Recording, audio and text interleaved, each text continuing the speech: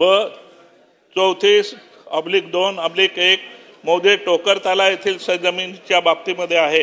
ही जमीन कामगारांसाठी इनाम म्हणून दिलेली जमीन होती। ती अनऑथराइज्डपणे दुसऱ्याच्या नावावर करण्यात आली आहे।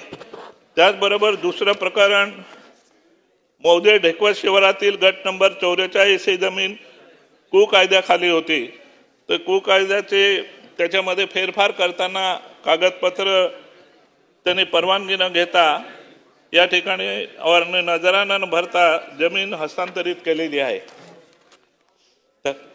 त्याचप्रमाणे मौजे नंदुरबार शिवारातील गट नंबर 271/1 पैकी सरकारी पडीत जमीन होती।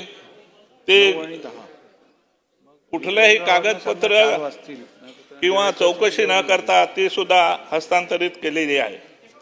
त्याचबरोबर प्रश्न हो तेच विचारतो। हे मौजे नंदुरबार शहरातील गट नंबर 405 गुरचरण होते।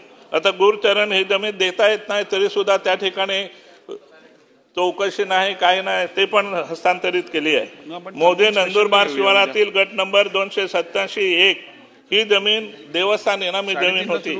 या सर्व जमिनी त्या ठिकाणी बेकायदेशीर हस्तांतरित केल्या आहे। एवढेच नाही तर त्या ठिकाणी